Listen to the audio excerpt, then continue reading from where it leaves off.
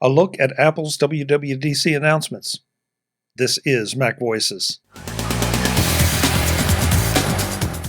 Today's edition of Mac Voices is supported by ExpressVPN, the VPN that just works. Visit expressvpn.com/MacVoices, and you can get an extra 3 months free on a 1-year package. Welcome to Mac Voices. This is the talk of the Apple community, and I'm Chuck Joyner. Folks, a quick note about this particular show. We're recording this on Tuesday night after Apple's WWDC Keynote on Monday. In order to get it into your hands as quickly as possible, we're going to forego some of the usual editing and titling and all, and just dive right in with the panel so that you get to enjoy the benefits of their observations sooner rather than later, because everybody's anxious to analyze what Tim Cook and crew said. This group is no exception. So with that said, things will be a little bit different, and also it will continue on. We're not going to cut it into pieces like we usually do, since this will just be focused on WWDC. With that, let's let the panel do the talking. Welcome to Mac Voices. This is the talk of the Apple community, and I'm Chuck Joyner. Folks, we're going to dive right into the WWDC keynote tonight because we have a lot to get through, and several of our panel members have to depart a little bit early.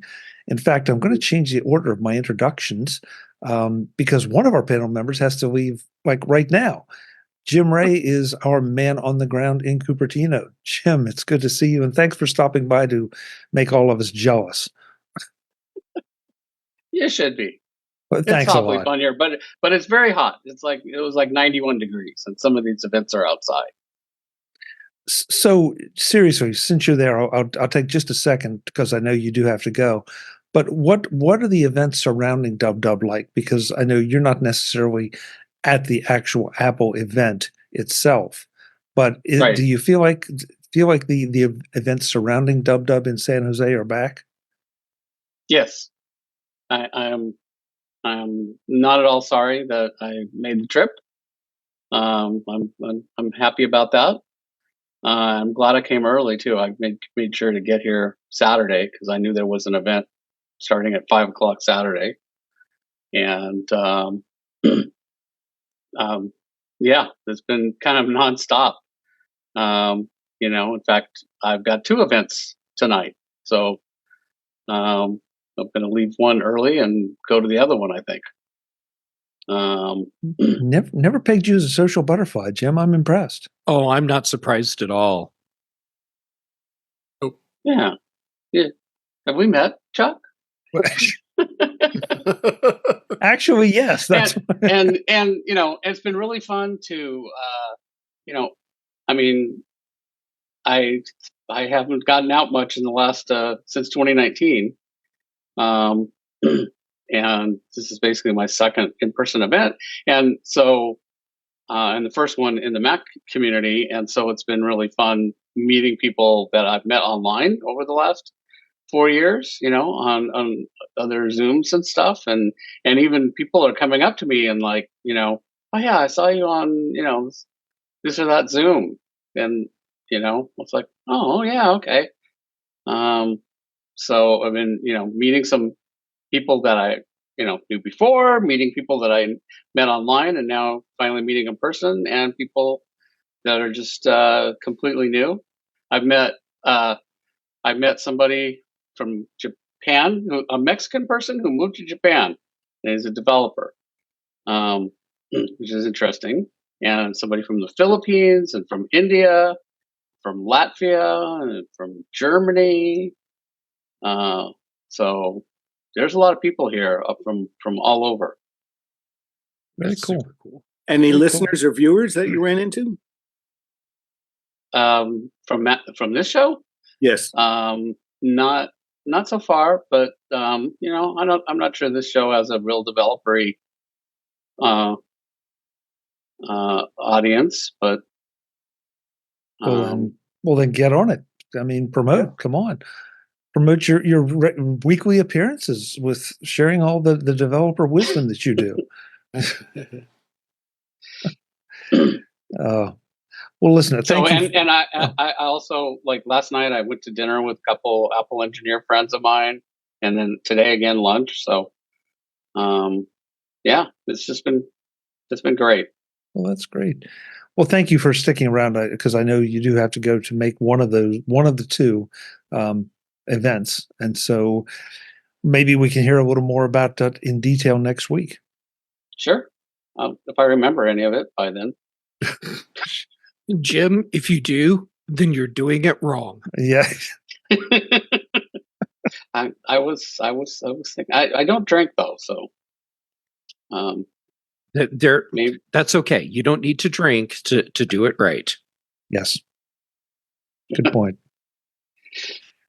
Well, let's go around because we have a large panel has all of a sudden showed up. This is great. I love it.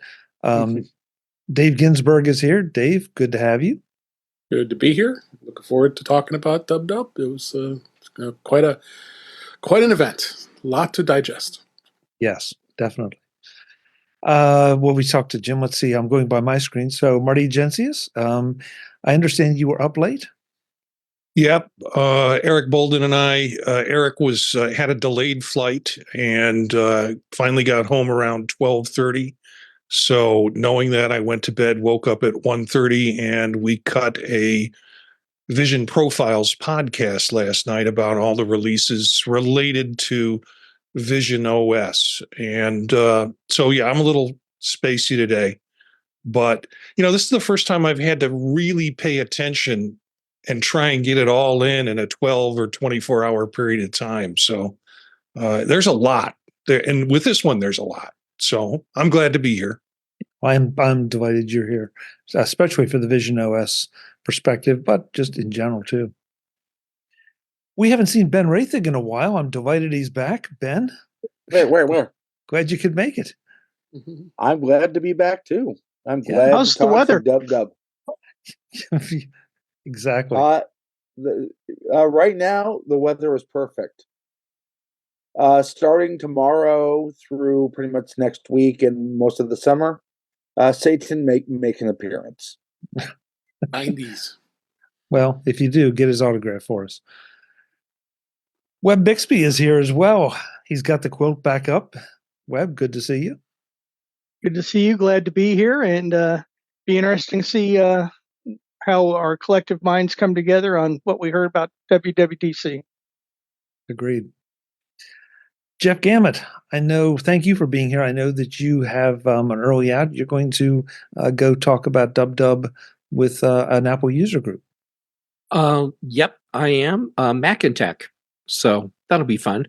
They always come up with interesting questions. So I can't wait to see where that discussion goes. But how could I not show up and hang out with you for at least a few minutes? Well, I appreciate it, but I do understand you're going to drag Dave with you as you vacate. So, well, got to have a wingman. Okay. I'm afraid of what that means. Mark Fuccio hold on, is. I'll draw you a picture. Yeah, I'm sort of afraid of. Yeah. Mark Fuccio is here with one of my favorite kind of charts. Mark, Hello, it's good everyone. to see you. Yes, it was interesting. I was watching yesterday. Apple went down, about 2% after the,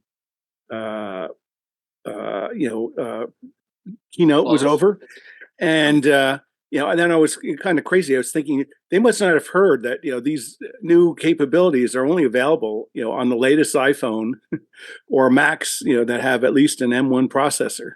So. I think this morning Ken Ray in his podcast, he really clarified and pointed that out, and I think the traders must have got wind of it because they drove Apple up, to a new all-time high, 5% today, and it carried S&P and Nasdaq, as well to new highs. So good on Apple. Let's hope it continues. But we're going to have. With magnitude like that, we're going to have some erosion in profit taking, but sure, it's a good sign. Good sign. Sure, yeah. Last but absolutely not least, joining us, Brittany Smith is back at least for a little while. I know, Britt, you also have another commitment that you have to punch out on, but I'm glad you made it. Thank you. I also have bad audio, so I'll keep my comments short. No, your audio is fine. All right. Audio is fine. So I'm going to focus since Dave, Jeff, and Britt have to leave, and Jim's still hanging around, which is great. I'm delighted. I think I'm going to go now though because Okay. that's my trap. All right. Thank you, So, Jim. Good to see you, Jim. I'm gonna have to come back and watch and find out what happened because I really don't know. It's a good thing I'm leaving. I have nothing much to say about about Tub. You're just going to go party. Enjoy, Jim. Yeah, Take care, Jim. All right, bye. So I'm gonna go to Dave, Jeff, and Britt first. And Britt, you get number one since you have to leave the earliest. I thought the way we would approach this, instead of trying to just analyze, because people can go back and watch it. What punched your button, if anything? What did you feel like was the most interesting or impressive thing for you, for what you do and how you do it? Since I do not have an iPhone 15 Pro, nor do I plan to get a new iPhone at any point until one fits in my hand again, the thing that impressed me the most and that I'm the most excited for on the phone is the changes to Control Center. I actually think that can make a huge difference when people pause to actually customize it in the short actions you can do all throughout the day. And then the iPad stuff just is cool. Okay, that's good. Jeff, how about you? What was exciting to you? You know, it's probably not what a lot of people think. It was little things like adding pregnancy tracking to the menstrual cycle stuff in the health app, the ability to send messages via satellite when you're up the proverbial creek, adding the check-in feature to Apple Watch, so you can start the whole tracking thing there instead of just on your iPhone. It was the little things like that. Interesting. Okay, Dave. The one that really stands out to me the most is the ability to being able to share your iPhone and continuity and be able to completely control that iPhone on your Mac, which I thought was just spectacular. Yeah, cool. One of the coolest things I've ever seen Apple do. And with me being one and many of us here have done presentations over the many years, and going back to remembering what was that cable they used to hook up the iPhone to be able to show it, where we just always struggled to where we are now today. That feature just alone really just blew me away. Interesting choice, and I agree with you. I think that's going to be immensely useful. Yeah. Let's see, Marty. Anything? I mean, I know you were focused on the Vision OS, but is that what you thought was the coolest thing, or were there other things? I like the continuity. That's going to be a game changer for me in terms of doing presentations and working.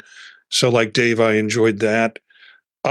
On the Vision Pro, there were some little things that probably escaped most reviewers that I thought were pretty cool. Even the new additional hand gestures, Eric and I spoke about this on the podcast. They look like simple additions, but we figured out it removed about 4 or 5 different steps to get what you wanted to have happen. Bring up the home screen or get to the control center, because from the control center on Vision Pro, everything operates, including connecting your Mac as an external screen within the system. So there were a lot of little things in that section on Vision OS that really didn't get highlighted. The super cool thing that is part of it is being able to take 2D photos and turn them into spatial photos. There are a couple of apps on the Vision Pro that are going to be killed because of this. Developers had made them, and they just aren't the quality. I tested it out this afternoon. And for that kind of spatial photography, you can take some of your old pictures that you have in photos and turn it into 3D spatial. Very clear, very nicely done, too. So some cool things, not a big lift, but we didn't expect it. Yeah. I'm just going to keep on going around the horn. Ben, anything that really got your attention? Well, I mean, obviously, I was very pleased with the amount of Keynote that was spent on gaming, but my number one is the overall customization ability. Whatever that word is, English is hard. In iOS 18, I mean, you can customize the lock screen right down to the colors of the icons. If you're one of those who aren't like me and prefers the more free positioning of Android, you can do that now. But the big thing for me was both the lock screen and control center. I am someone who does not prefer the Apple Camera app. On Control Center, which was good enough for me, I was able to add the shortcuts for Launch Keynote and Launch Halide. What really got me giddy was the fact that I could replace the camera button on the lock screen, which, well, yeah, I also turned that to Launch Halide. As someone who has literally, since a camera has shown up on the iPhone, wanted to replace that app with the app of my choice. Top marks, no edits. Okay, good to hear. Webb, what angle are you going to come at this from?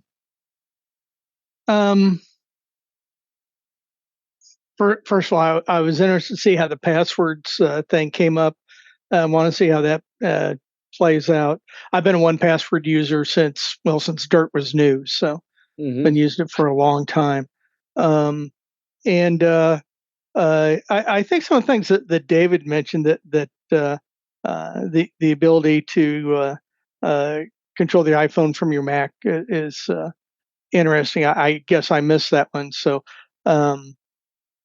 I was trying to do two meetings at the same time while the WWDC was going on, so I didn't catch all the details. So, and there was another thing that I want to get into later in the show, but that's the password thing that, is it going to Sherlock 1Password or LastPass or some of these others? Maybe, maybe not.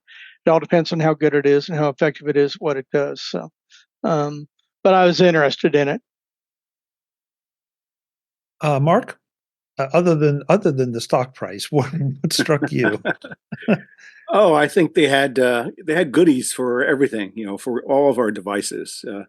Probably the one that really jumped up and made me pleased was the ability that you'll be able to pause your rings on your watch, because I've a couple of times, I've been madder than heck, that I forgot to charge the thing, and I wouldn't have enough time to get recharged and do whatever the stand or walking is, so I've had really annoying gaps in my in my record.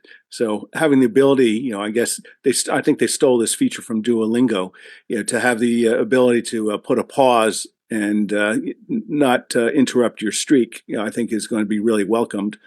Then the other thing, I think, on a useful note, just bringing calculator to iPad and iPhone, and the capabilities they have, to with either pencil or keyboard to have it do calculations automatically, because I'm constantly having to do little things like that, and I end up just doing it on pieces of paper, and I'd really rather like to have a permanent record of it. So the fact that they're doing that, and they did say they're also taking it to notes, I think that will be a good boost and a good thing for me. So I'm really intrigued by this, because you all sort of validated when I was looking back over my notes, that there were a lot of little nice features. Depending on what you do, those might be bigger features for you. But this, and we talk about Apple iterating all the time, but these felt like nice, useful iterations in these areas. And we didn't touch on probably a good half dozen of them either. Yeah. So, and I will throw in mine. The one that I really like is, let me see, I want to make sure I use the right terminology. The tab bar morphing to the sidebar and back on iPad OS. I think that's brilliant, because that way you get access to so many more things with just a tap. And from, if I understood what they showed correctly, you'll be able to customize that I guess the tab bar from the sidebar, so that what the controls you want will always be up there, not what the developer decides. So that was my pick. But yeah, there's so many great things here. But Jeff, you made an interesting point though about another announcement that was made, and I think it's valid. I just wouldn't have thought you would have been the one to make it. I know it's always surprising when I'm the guy that calls out something that's not lowbrow. Okay, so everyone, what Chuck is referring to is I made a side comment about my favorite Vision Pro announcement, which was the Canon camera lens for doing the immersive video, and then Blackmagic announcing that they have a whole new camera system for doing the videos as well. And they showed this and just kind of moved on. And my thought was, holy crap, the pro hardware makers for cameras are looking at Vision Pro, and they're saying, this is a legit platform. We need to develop for it. And now we will start to see a lot more immersive video content at the pro level being created. And man, talk about a serious validation for Vision Pro. Just to be clear, it was not because of the lowbrow stuff that you referenced. It was, I never think of you as a camera guy, but you flipped it around and you're looking at the meaning of the release of that. And I think you're spot on. So, Britt, you had a comment about the Health Insights app? Oh yeah, this is on screen. It's supposed to show you different things, and one of the things it can take is a whole bunch of your different measurements that come from the watch and say, hey, you might be getting sick, which was something I mentioned on here when the watch with the temperature sensor came out. I said, look, right now it might just be for cycle tracking, and it's only so good for that, let's be honest. But eventually it can do other things like tell you when you might be getting sick, because we often have a change in temperature, like a deviation right before other symptoms show up when our immune system is being attacked. So anyway, they're actually going to do it, and I'm very excited. Well, good. Even though you won't, well, that's an Apple Watch feature, I guess. So that won't affect you. I can get new Apple Watches. That's fine. They still fit on my wrist. Okay. All right. For now. Okay. We got to figure out a way to get you a smaller phone or something. That's all there is to it. Haven't you seen that press that Apple makes? Oh, that's so I can get an iPhone mini again. Thank you. You're welcome. Had nothing to do with the hacksaw. It's let's see what. I'm curious here. How many people here, show of hands, use Apple Mail as their mail client? 3. Okay. So yeah, sorry, Marty. I realize when we do that, every time you do that, you trigger your camera. So how did you feel about the Apple Mail announcements? And maybe that's a better question for the rest of you is, does this make you want to move back to Apple Mail based on what we saw today? Because that's always been sort of a controversial thing for heavy duty mail users. I thought that what they were showing was very compelling. The fact that you can get summary of email with the subject without going into the message, that's a super useful feature. The auto categorizing, I can see where that's going to be really useful for a lot of people. The reason I left Apple Mail was because Apple completely shut down the whole third-party extension thing, which killed extensions that I rely on every single day. And I tried to limp along without those for a while, but then one day Mail just completely broke. And I couldn't get it to go beyond launching and then just crashing. And at that point, it was like, well, why put effort into this? So I moved on. Hmm. But So, I use it on the iPhone and iPad. So I'll be able to take advantage of those features there. wow. So you mix mail clients, Jeff. Yeah. Well, the mail client that I'm using on my Mac it's in beta, but it's also not available on anything other than Mac OS. So yeah, I am a blended mail app user. That's interesting.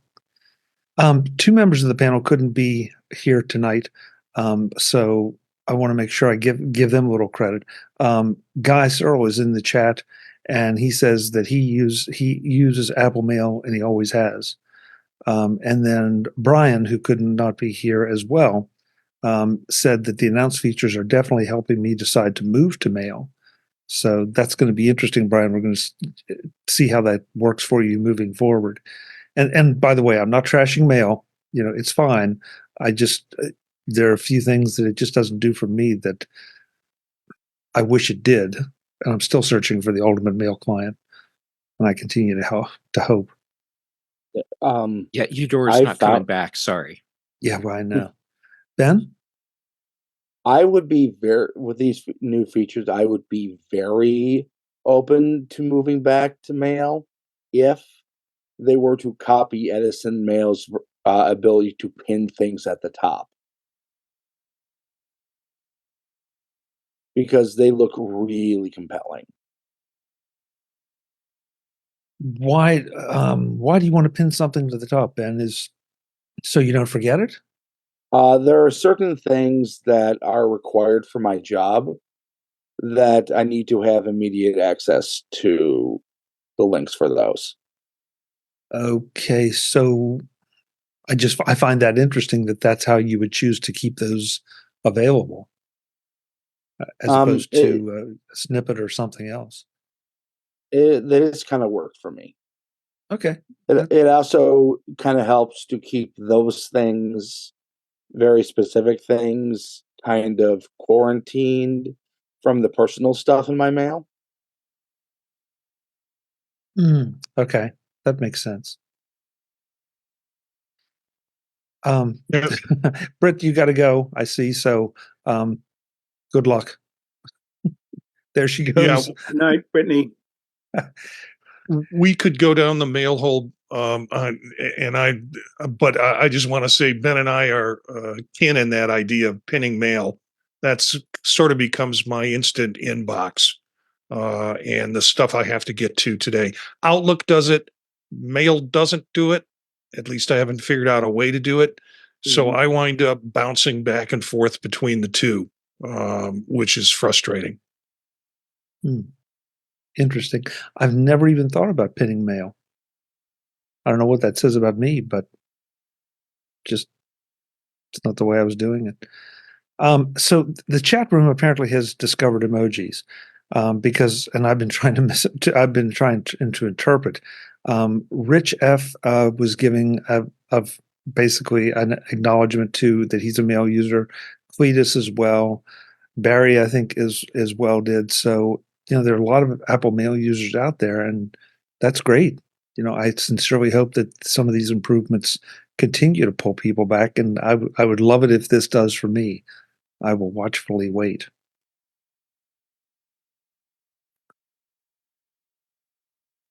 Let's see, what else do we have? So, I know something I want to just bring up because I thought this was going to be a throwaway, and if anything, I was kind of blown away by the Apple TV segment, Apple TV Plus segment. There are a lot of shows coming up that look interesting to me, at least 2 or 3 of which I didn't even know about. So, it's a great advertisement for it, but I just mentioned that, they seem to be pushing out really great content. And I'm not even a TV watcher, but I don't know. Dave, did you find any of that extra compelling, or was it just me? Yeah, it was. There was a lot of pretty pretty interesting shows coming up here, and yeah, I think Apple did a pretty amazing job, and it's 5 years old, which I can't believe. Apple TV Plus, and yeah, I mean, Shrinking's coming back. I really love that show. There was a lot of compelling new shows. I forgot the name of the show with Brad Pitt and George Clooney that looked really interesting. Yeah, yeah, there was quite a few interesting shows coming up, but I'm pretty excited to see. Yeah. So I was glad it got at least a mention, even if it was basically a sizzle reel. I thought it was nice. I don't know. I thought they spent a good amount of time on it, surprisingly. And it led right into it. That was really good. That's the first thing they talked about. Tim Cook actually did the intro to it, so which was unique too, because usually they have one of the folks that are working in that area to talk about it. So he showed his excitement about what's to come and how all the awards that they've won, and yes, it's the real deal now. Yeah. Webb, what was your reaction to the actual opening and folks, if you haven't seen it yet, loved it. Then stop here because I don't want to spoil anything for you. But having said that, with the plane and Air Force One and all that, I want a Federighi helmet. That's the first thing. Right? They could make a lot of money off that. They put that up for auction or something to raise funds. And Phil's flight jacket. Yeah, the flight jacket with the patches. But other than that, it's you got to start the show off somehow. It's good if you can get a little laugh out of it. So, and of course, I'm sitting there wondering, is Schiller a pilot? I didn't know that. So, anyway, so it's just fun, Yeah, I thought it was really interesting. I mean, it seems like things have been very serious in the Apple camp in the last few months with all the discussion of AI, which we will get to in a minute. But just the idea they started this out with that, light frivolity. But I also love the way that, as the parachutists were coming down, they're coming down in the background as the camera zooms in on Tim Cook on the roof of the spaceship. That's one of those little Apple touches that you just gotta love. Yeah, I when it started, I thought this is fun, but I really wanted one guy in a red shirt that was on the plane, and his chute doesn't open. I mean, it would have added a little bit of fun to it for me. It was not, I watched it a second time. I'm like, okay, this is nice and the this Apple is fun. Cart but guy. Yeah, His chute doesn't open. Yeah. So that was my little twisted way of looking at it. I like it. Ben, you want to comment on the music though, because you and I. Oh yeah, I know you had to be cheering, and I was too. It's like bring the crew.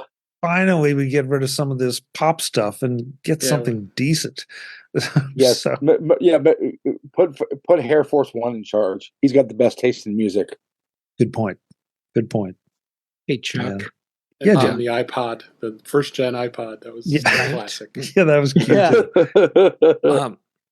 I know there are people out there that just really, really don't like the cold open sketches that Apple's doing for keynotes, but I do.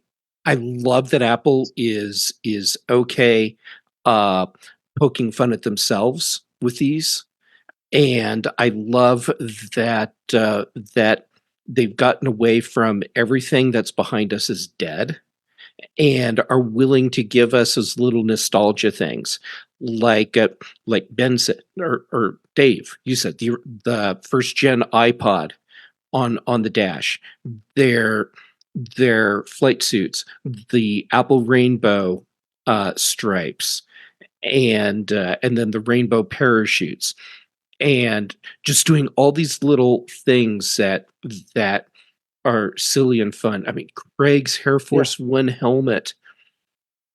That was fantastic. But just- Later on, when Craig does the parkour thing, and it's obviously a stunt double, even with a poor wig, and I saw people saying, "I can't believe they did it that poorly."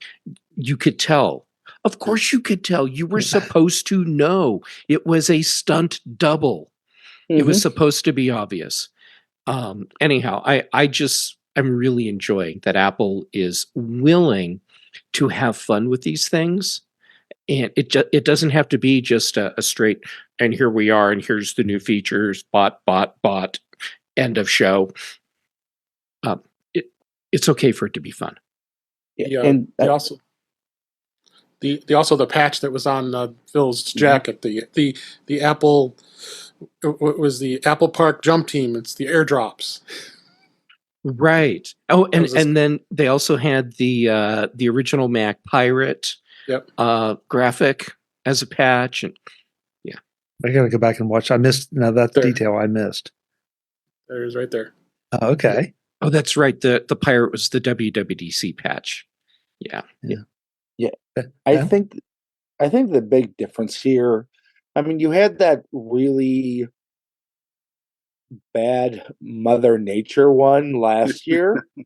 But this one was just well produced.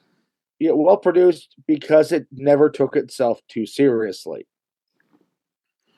It's, it got in. It's like, okay, this is fun. This is a joke, and it, kind of, it let Apple be fun again. Yeah, that's a great statement, Ben. Well, and for what was Federighi? He was talking something about an app that what you monitor your hairstyle or whatever, and then he did the cutaway to a separate camera, and said something like, I can't imagine why anybody would want to do that or whatever, and then cut back. I think he said something like, because it's logical, or but just obvious, the whole idea that they're fortunate they have someone like this that is a bit of a ham and just plays it so well. And Jeff, I think you're right.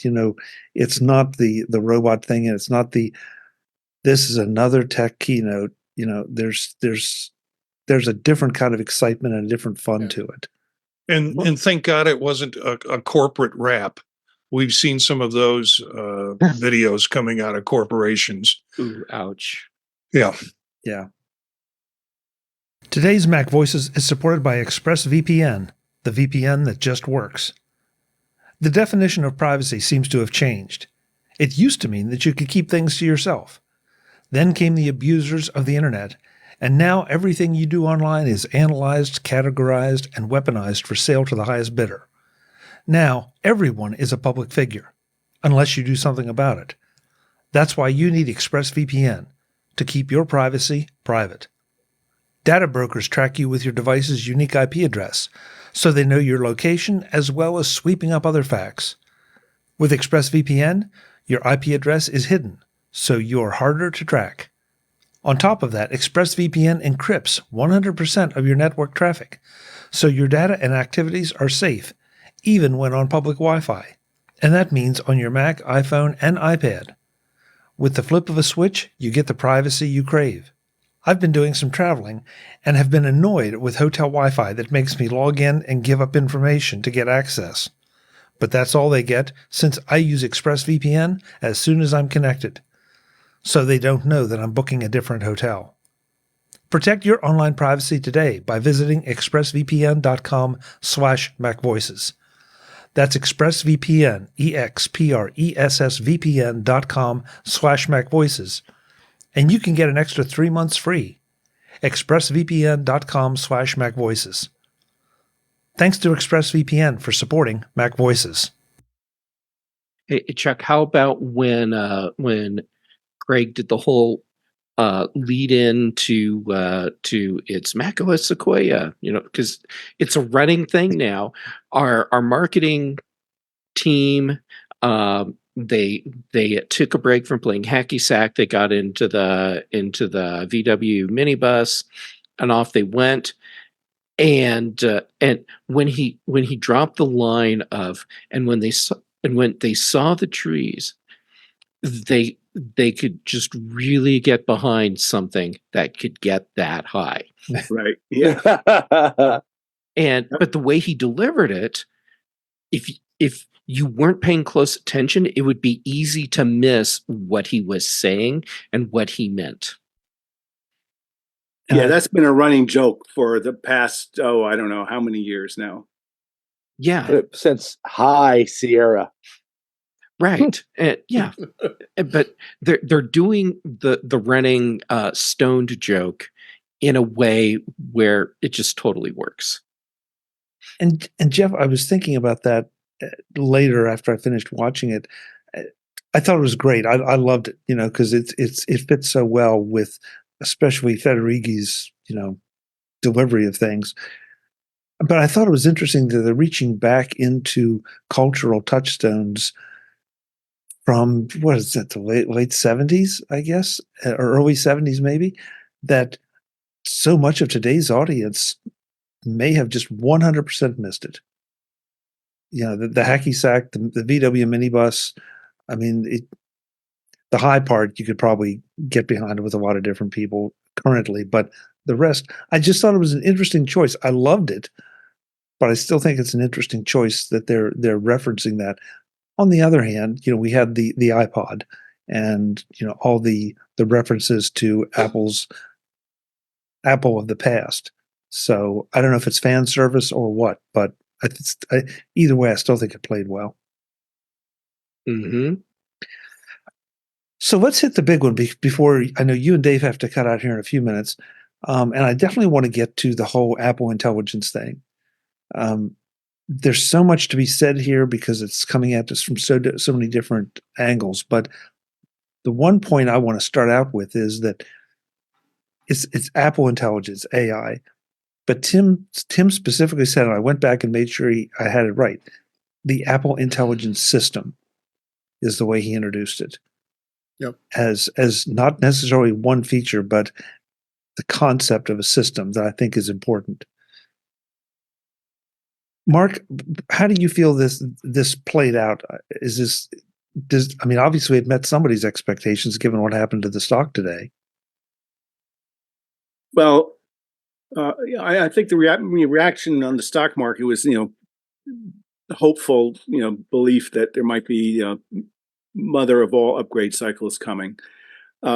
Looking at what they're offering, I have sort of a couple of observations. One is, it seems that what Apple is doing is way more useful than what Microsoft is doing, despite all the money they have invested in equity and all the money they're investing for services on the behalf of ChatGPT, founder OpenAI. So I think in those regards, I think those are going to be generally useful tools. Some of this magic stuff,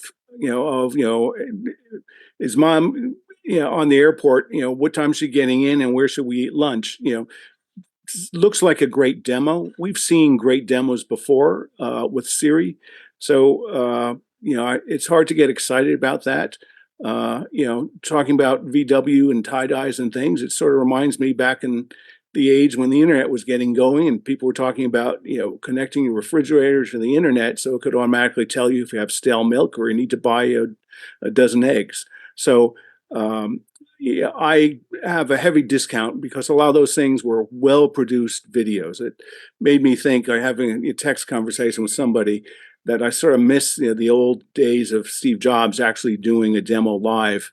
Because I don't think people there were having ulcers Sunday night worrying that their demos wouldn't work. So in that regard, it just felt like it was a little bit too produced. Are those enough features to get somebody to upgrade? Maybe, but I think it's going to take a proving out cycle, which is probably going to be 6 or 9 months. So we'll have to see. And I think in there, what Tim was alluding to is, that there's going to be other things coming. And I think that will be good, because I was reading one article where they were trying to, well, what has Apple done? And now they've finally added, ability to remove an object from a photo, but it's behind Google, and Apple is still behind, and blah blah blah blah blah. We'll have to see what the entirety of the package is, because there's so many unique features and benefits that it's easy for journalists to point to one thing, but I don't think that's how people make buying decisions. I know no one on this panel is going to buy a new watch or a new phone or not, based on it having a topographic maps for the first time. So just to illustrate a point. So I think that's what he was referring to when we were saying it's a system. Yeah.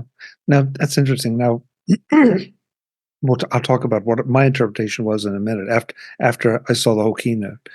And I just realized, Mark, you too have to leave at the top of the hour. Yeah, yes, 6 your time, 9 my time, top of the hour, any time. So want to make sure we get everybody in here a bit.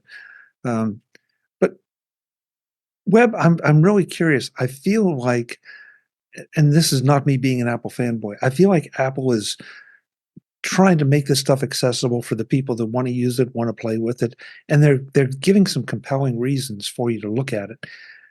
What I see happening over on the other side is it's just being built in everywhere, and it's being basically forced on you in so many ways. There was an article that we haven't had a chance to discuss yet in the regular MacVoices format that every time, I don't know, but every time you open up an Office document, you're going to be presented with a summary of what it says. It's like, why? Hey, Chuck, speaking of forcing, I'm going to force myself in so I can say goodbye, because I need to go get some stuff prepped for the meetup. That's important. Yeah. Okay. But thanks for letting me join temporarily. And Marty, I'm sorry, I'm going to miss your answer, because I bet it's awesome. Thanks. Bye, everyone. You'll just have to listen. You'll have to hope for the best. I will. I believe in you. Jeff, before you go, where can folks connect with you? Social media, Gamet, Mastodon, Instagram, a little bit on Threads. Shows here with you. Thank you.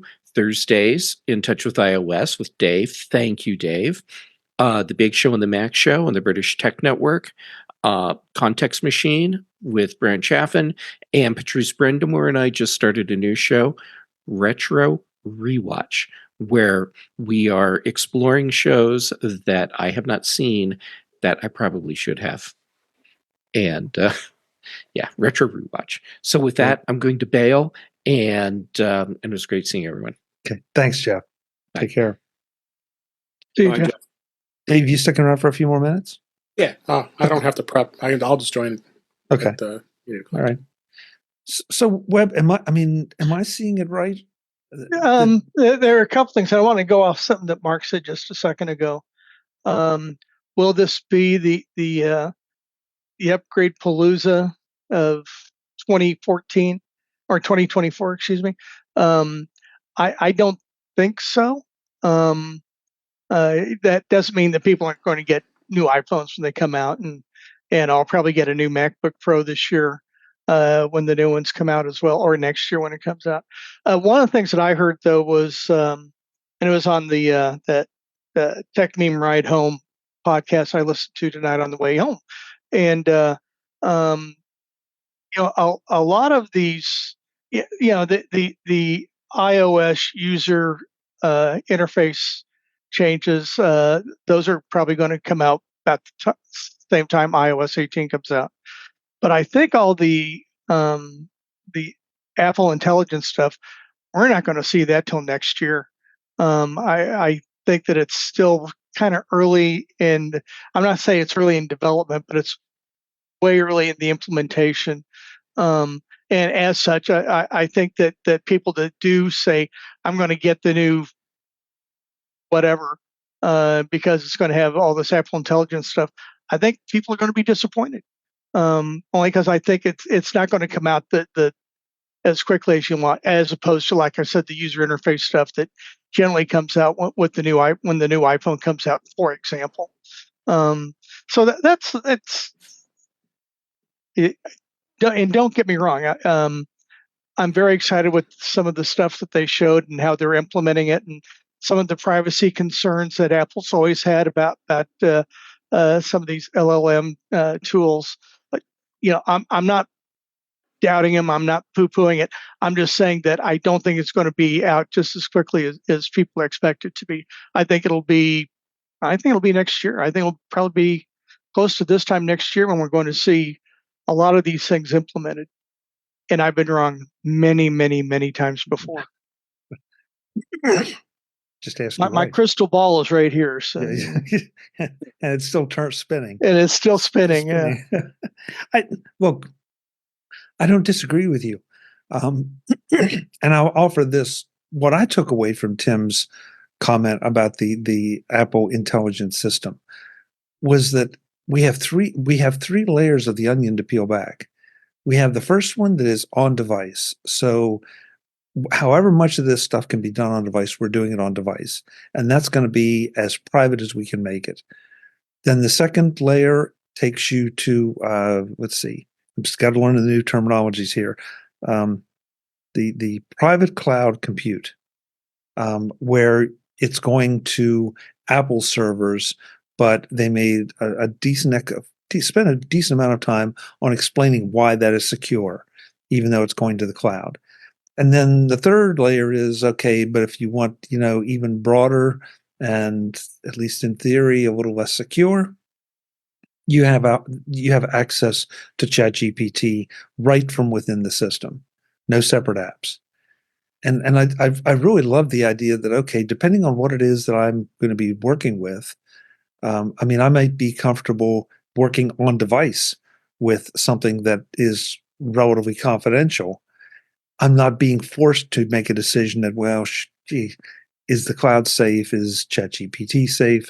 Or something like that. So that's the way I took the system part and kind of ran with it in my head. Anybody else? Would you disagree with that assessment? No, I think that's another way of looking at it. What he could refer to is that they do have multiple components, Yeah. which feeds into what I was commenting, which is that it gives them the ability to add functionality at different times to different elements of the system. Well, probably ChatGPT is something they can't control, but they can control what processing they do on device or up in their processing center. If it's going to be something like photo editing or photo image or video generation, you probably don't have enough. I'm certain you don't have enough horsepower on a phone to do something like that. All right. And they left the door wide open for other large language models. Right. Which makes you wonder, about the talks that are reportedly were happening with Google. I think that's good, but I think it seems the way the industries and companies, et cetera, are sort of evolving. It seems there's this race to see who will get so-called foundational model, which will provide the ability to speak, whatever language you want to interact with it with, and then there's going to be other organizations that are adding domain-specific knowledge inserted on top of that. So it makes sense for Apple to license and provide people the best choice for their broad interaction. Whereas the stuff that they do uniquely, like understand your own personal context of your documents and what's in it and your photos and things, that should be done definitely on device or in their secured data center. Let's see, Ben. What's your take on Tapbacks and some of the enhancements we saw to messages? I think they'll be very popular with a bunch of people who are not me. Okay. Like Genmojis. But honestly, late millennials, Generation Z, this is the way they communicate.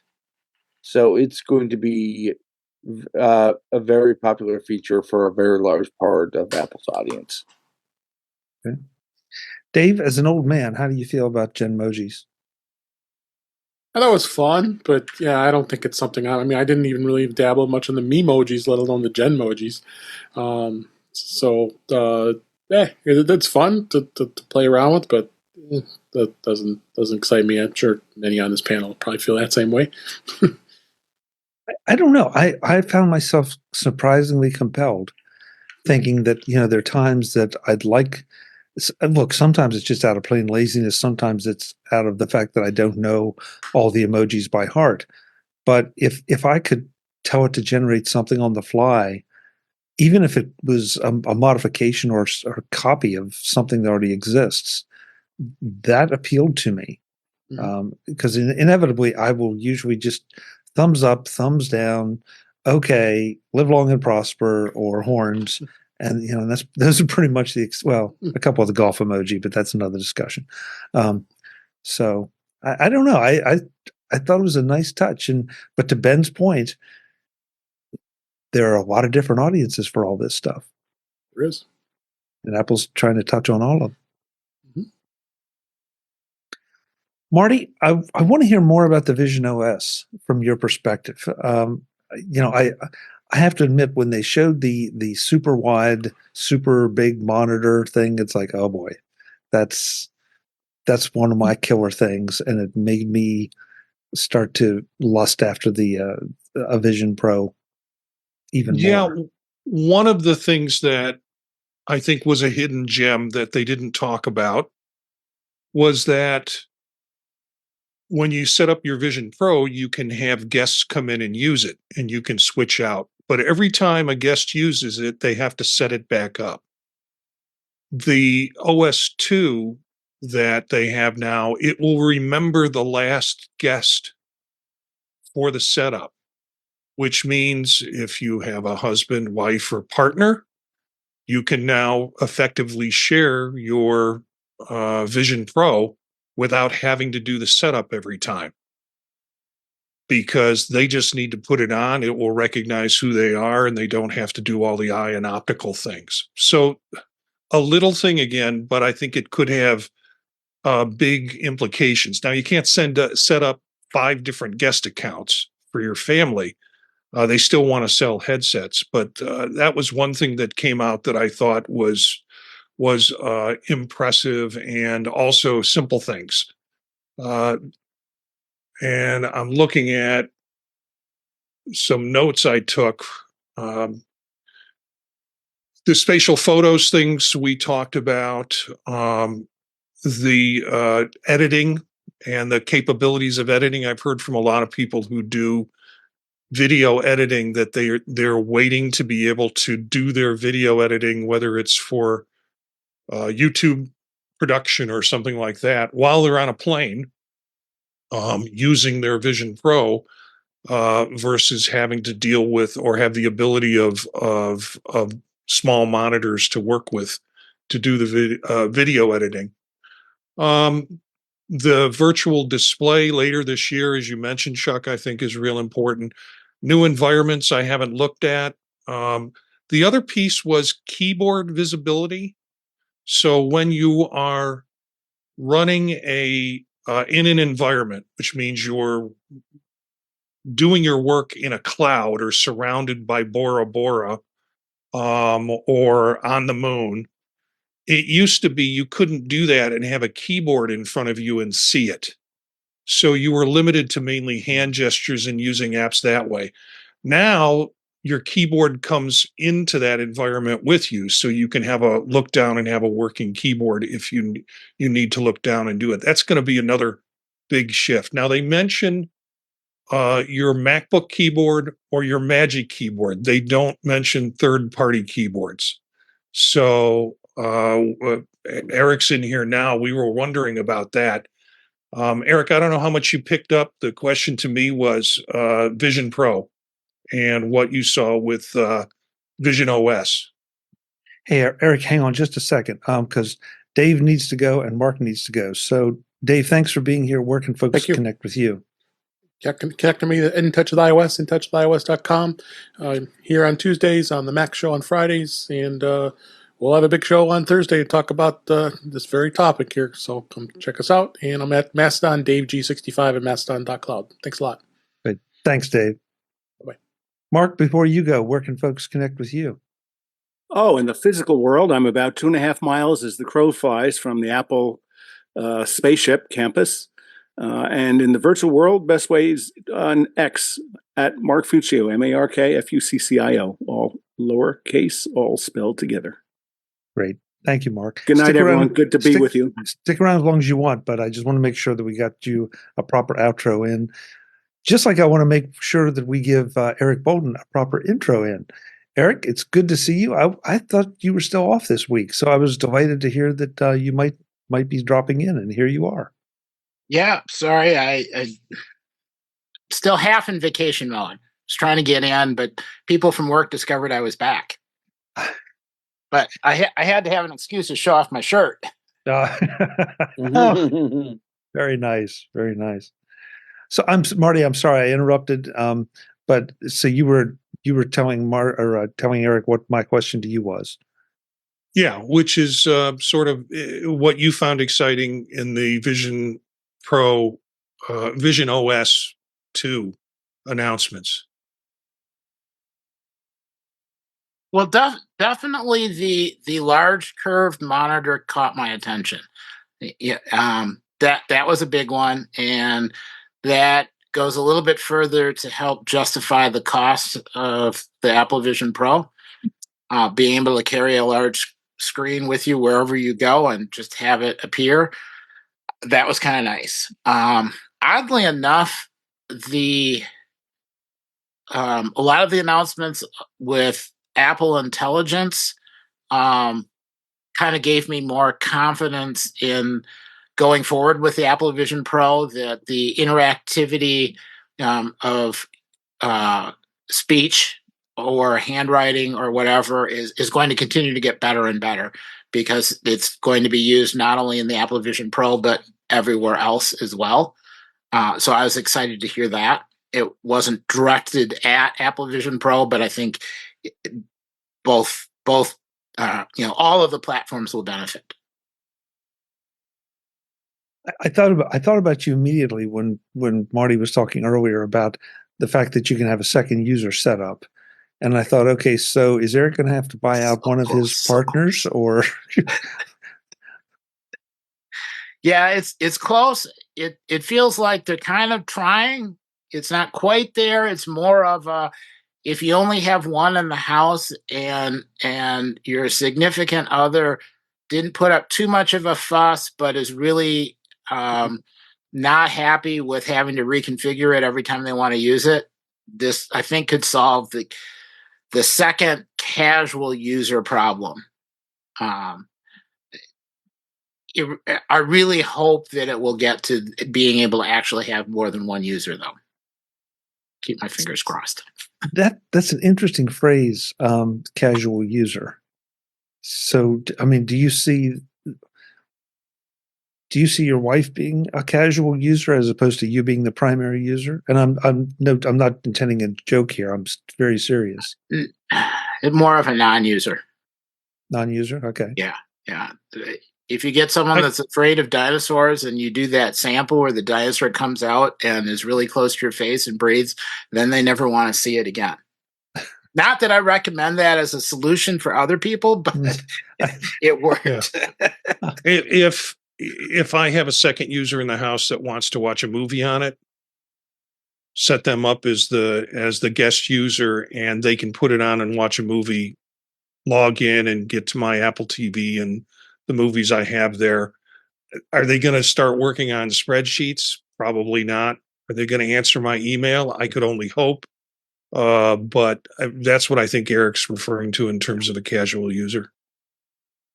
This really new cool thing came out, or the next movie came out, the next video came out, enough to be able to say, here it is, but not have to do the setup.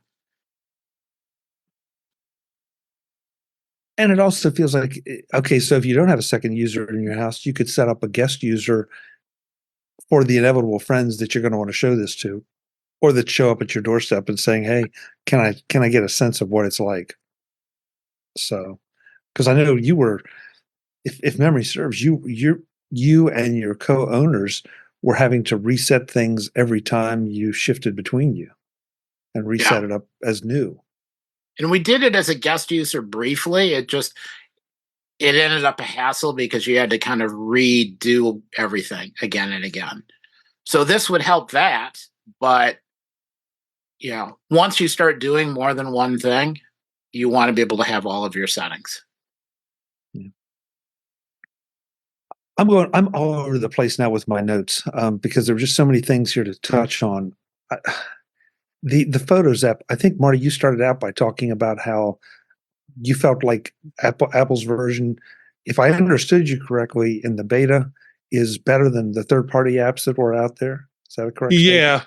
Yeah. In terms of creating spatial photographs out of 2D photographs, there was a question in the chat room about, well, how does it compare with portrait? If you're looking at portrait.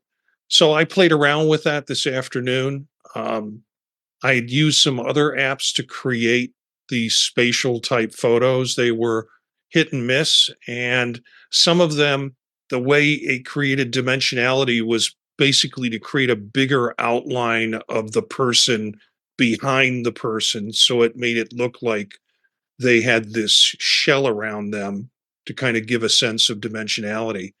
This looks, with the photos I tried it on, it's just incredible with how you're able to do that quickly in the Vision Pro headset. And it's really clean. It looks like good spatial photography. So I took a picture of when I was a kid, a black and white from back in the 60s when I'm sitting on the steps with my parents. And it just did a marvelous transition into a spatial photograph of that. I put my dog's picture, which was already a portrait mode picture, and ran it through the spatial rendering. And like the dinosaurs that Eric talks about, my dog's head came right out of the photo at me. And it was like, whoa. And so, yeah, it does it really well in terms of that kind of rendering. So, Marty, you bring up something that I was thinking about. It, I don't want to say it's no big trick because it is a pretty nice trick, but for the better cameras we've had on the most recent iPhones, but you took an old, something akin to a Polaroid, and it still gave it the dimensionality, and it was still, you considered it an improvement? Yeah, it was a scanned black and white photo from, black and white photograph that I had digitized and then put it in my photos and was able to do the dimensionality to it. Okay. And the other apps did that too, but it just looked kind of forced. Whereas this, they did a nice job with it. Apple did a nice job. Right. Let's see. Pardon me. Handwriting and everything that seems to be associated with handwriting, improving your handwriting, creating your handwriting for items pasted in. Web, did that appeal to you? First of all, that's why I got a computer, was my handwriting was just atrocious. So, now I got to learn all over again. So, here again, it's I'm looking forward to it. Like I said, I don't mean to sound like the negative Nelly, but it looks interesting. I want to see how it works for me. But it's interesting. If it can help me with my handwriting that I've been doing for as old as I am, if it can change that habit, good luck. I don't think it will. So I'm the same way, and yet I have been drawn to trying, instead of taking a legal pad into a meeting and scribbling notes on that, I've tried to use an iPad for that. And I probably have been about 75% satisfied with it. I'm wondering if, when we get together, we're going to have a duel as to see whose handwriting is worse. But I win. You win too? Okay, so that's three of us, the band of brothers here. But I have to wonder if, given what I saw today, it might make it a little more palatable. That, I not something I'm ever going to want to share with anybody, but just for my own use, that maybe this could work. And the idea of being able to grab something, push it over, and then put some additional material in between, that was really cool. And I feel like that could be a game changer for this, for me, and maybe for other note takers. I do. I was just going to say, like please. you, it's I love using the iPad in meetings. It's great for note taking. The ability to use the pencil, and you can insert or annotate or do whatever you want. I think is a great idea. That being said, I'm expecting my new iPad this week. I've only been waiting a month since I ordered it, but it's supposed to be here between now and Friday. I think the iPad, I think the Notes app is great. We haven't talked about that, but some of the things they talked about in the Notes app, I think is pretty intriguing as well. So, will it help my handwriting? We'll see. But I think the iPad and the Notes app is a great platform, especially for what I do. I was intrigued that not only did they talk about Notes, the Apple Notes app, but also they mentioned Bear Notes, and I think there may have been one other that either was shown on screen or mentioned. I've forgotten now, but just the idea that a lot of these capabilities apparently are going to be part of the OS and not necessarily just part of one app, if I understood the demo that I was seeing correctly. So, and Eric, I see you also like the idea of inserting handwritten text into existing text. Yeah, I can't tell you the number of times, because I like at meetings and conferences, I like to do handwritten notes to help me remember. I can't tell you the number of times when I've gotten a whole concept down and it's like, I just need a little bit, for a while I carried around Post-it notes to just stick over the top and I would layer up, but this would be a nice fix. Or draw a little arrow with and put it in a balloon so that, okay, this should be there. Yeah. Right there with you. I was I'm on and off with Notes because every time I use it, it's like I would really love to be able to highlight these. I would, and so now from the release information, Notes is going to have a lot of capabilities that I'd been wanting, including transcribing audio in real time, so it can take notes from meetings just by capturing the audio and turning it into transcription.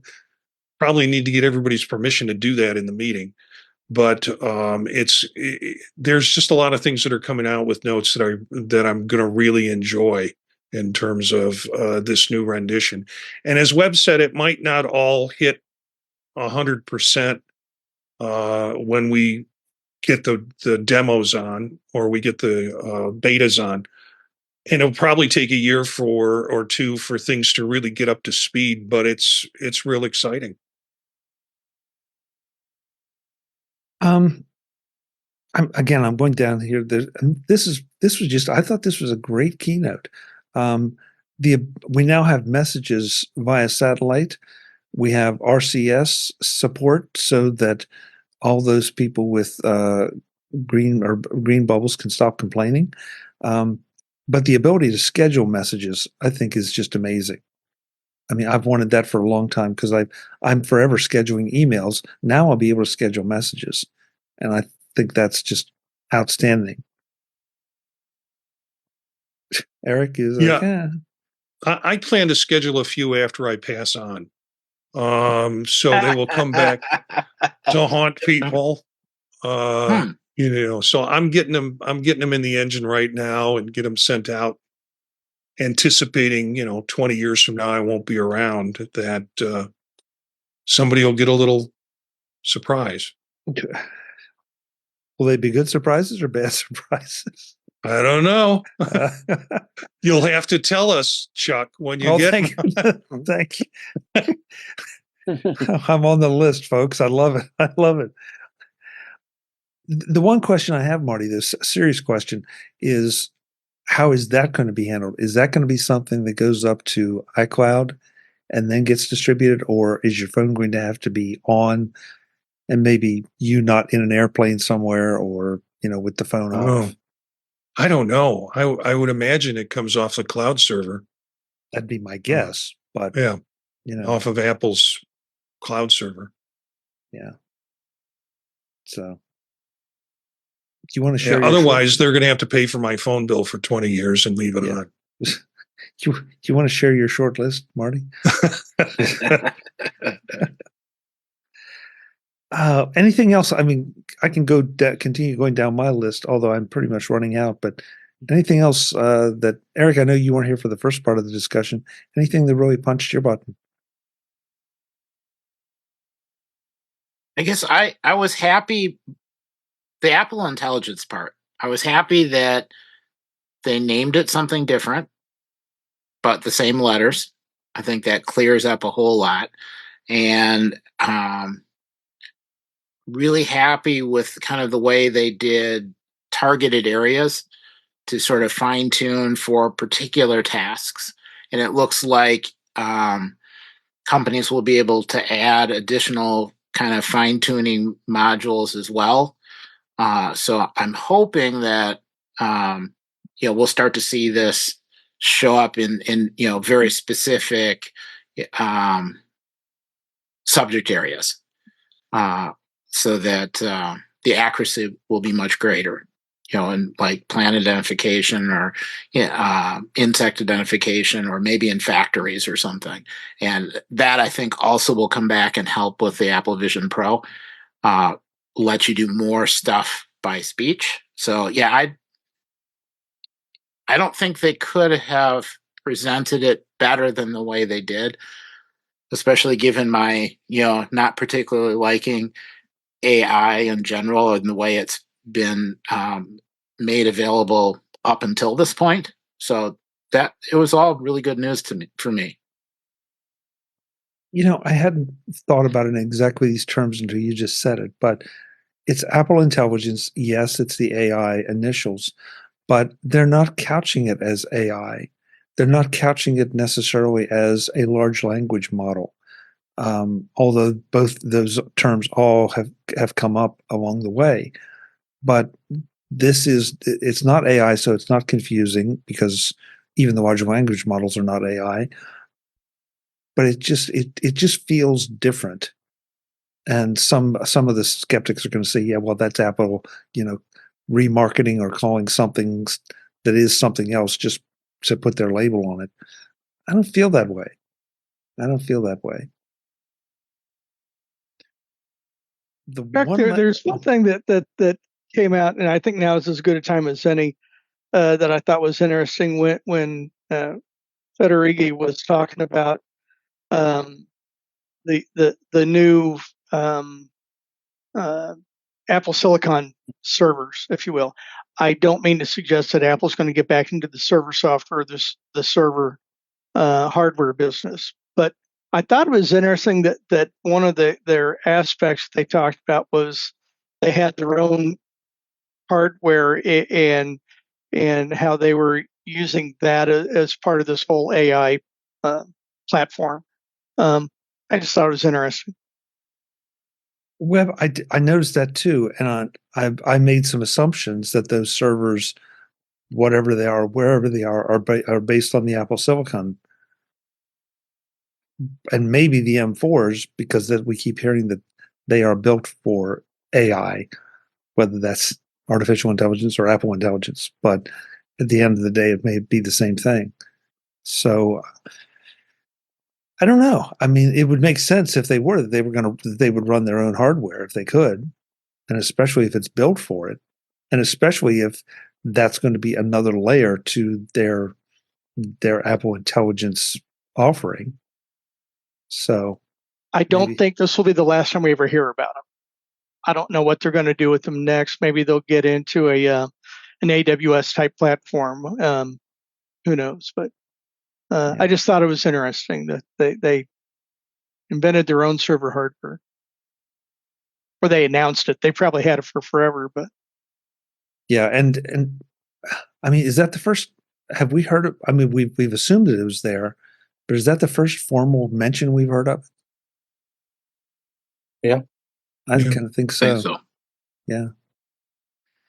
Last thing I have on my list that I thought was really cool, and I'm really looking forward to it, is the ability to nod or shake your head to control while wearing AirPods to control your phone. I love that idea. I love that. I love the idea to just be able to shake my head and, have it ringing in my ears and shake my head and say no, or nod my head and have it answer the phone. what took them so long? Did somebody just think of it?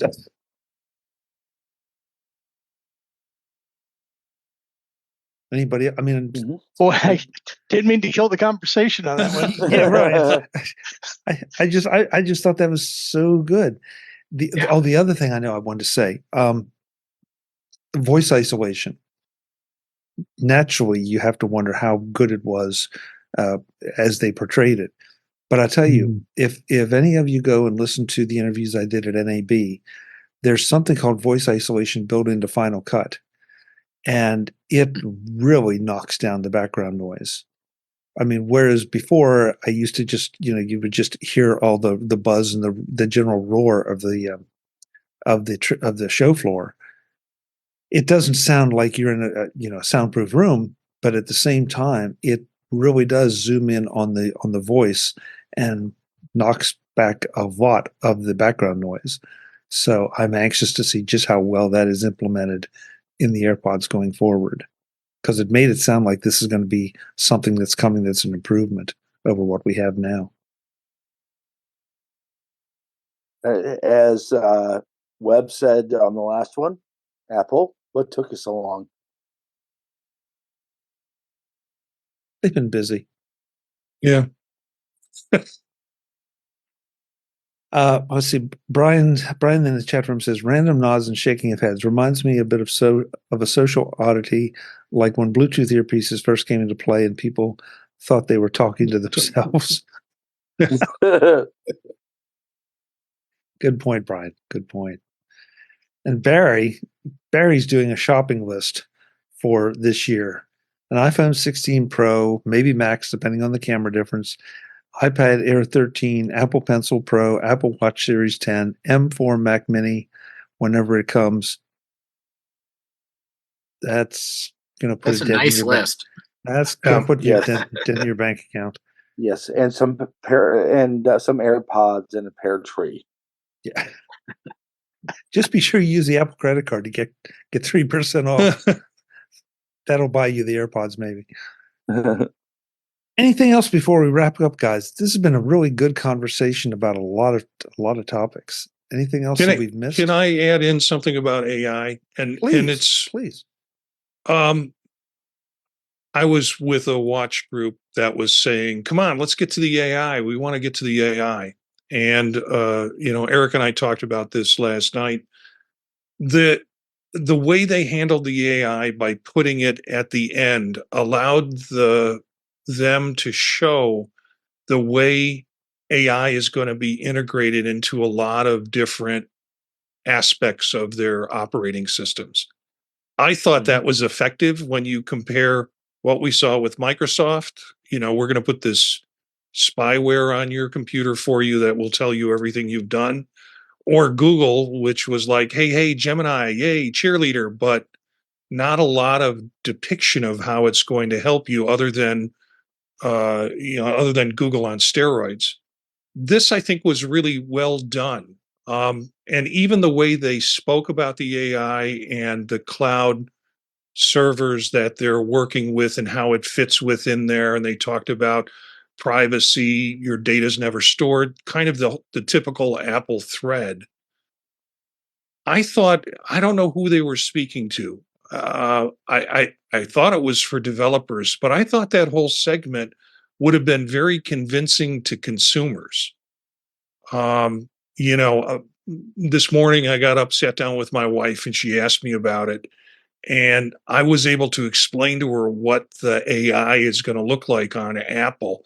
And she got it, versus the kind of things we hear about AIs running amok, the kind of things that scares Eric or it upsets Eric.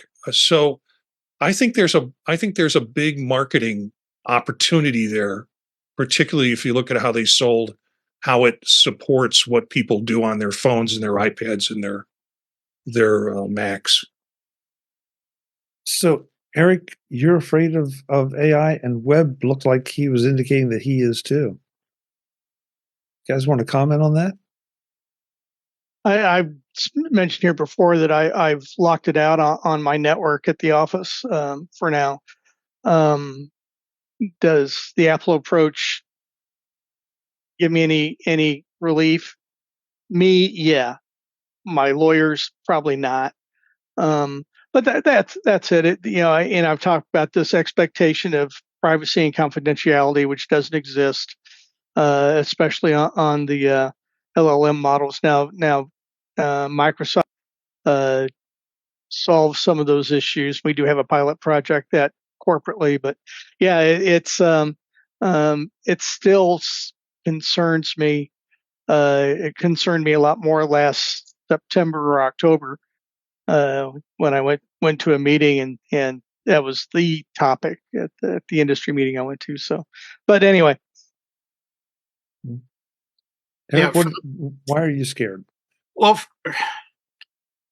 so many reasons, but the most topical, I guess, the idea of sending a whole pile of data out to some random location where you don't have any control over it after it's gone out, and then trying to explain to users why something that they just saw a presentation on is a really bad idea to use, followed by a company saying, oh yeah, here it is, it's right here, it's right, you just go do this, use this, basically everybody pushing it out on users without any of the guardrails in place. So seeing tools come out where a lot of the processing happens on the device you're sitting at, things where it can work offline so you don't have to be connected to a network, anything that avoids the whatever you have of your new discovery that you're about to announce in a paper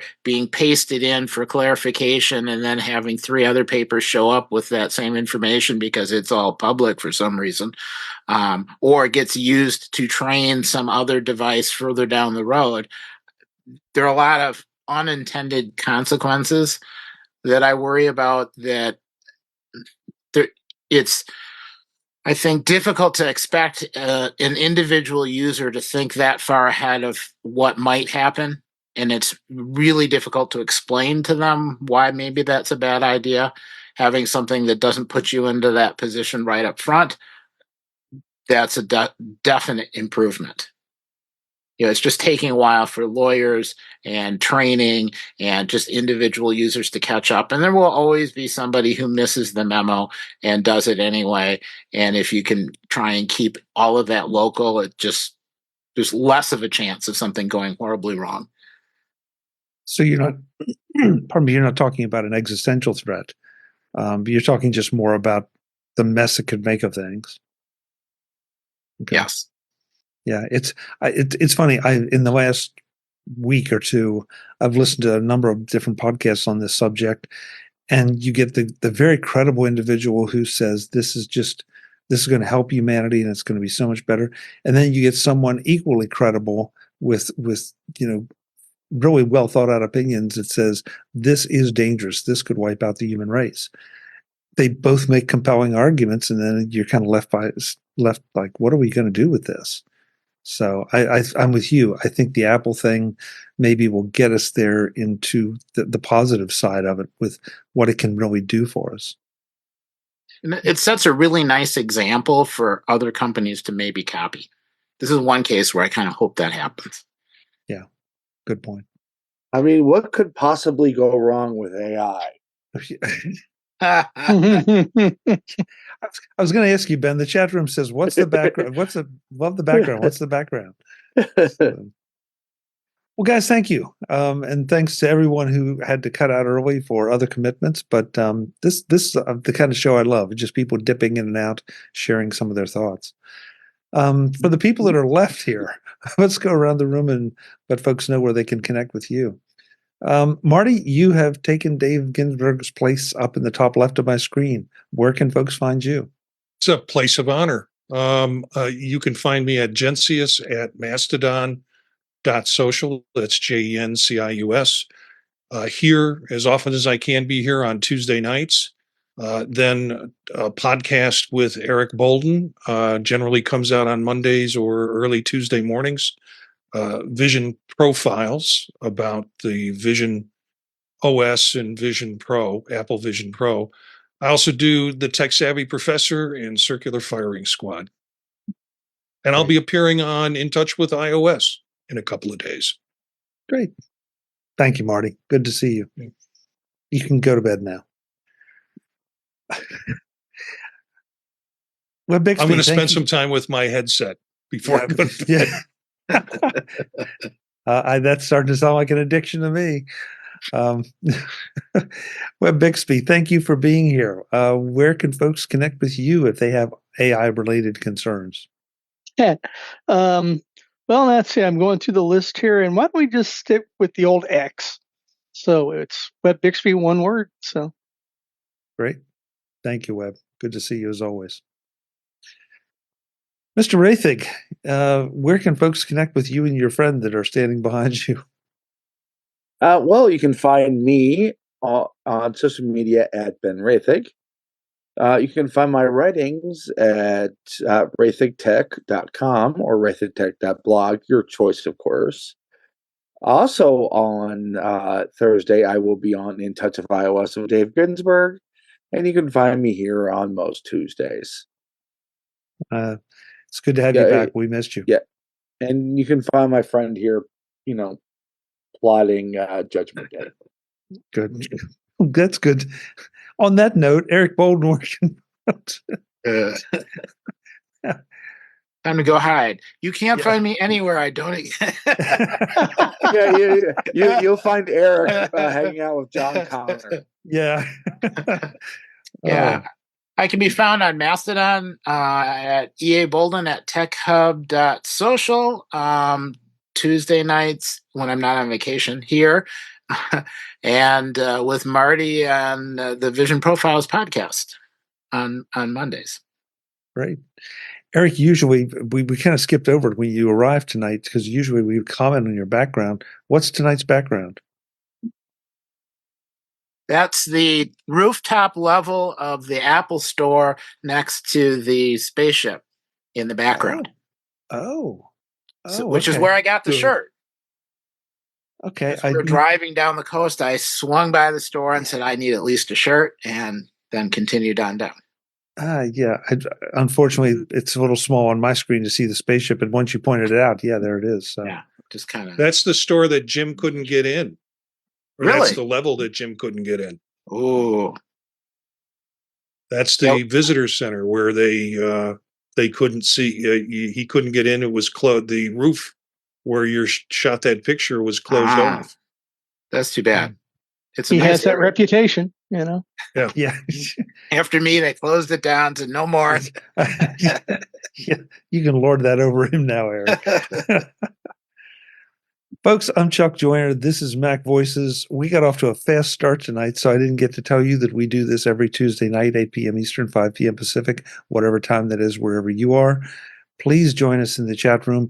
I want to especially thank the chat room tonight. They've been very talkative, have at least one new face in there, a lot of different comments that I just couldn't possibly keep up with.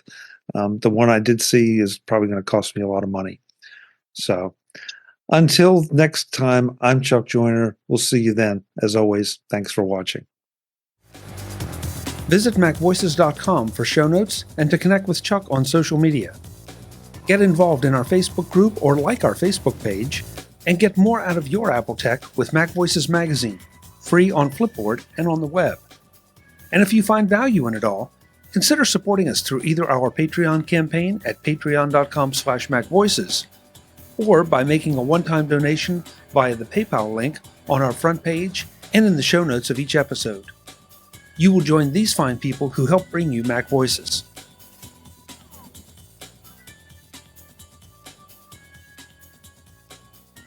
Advertising handled by Backbeat Media at backbeatmedia.com.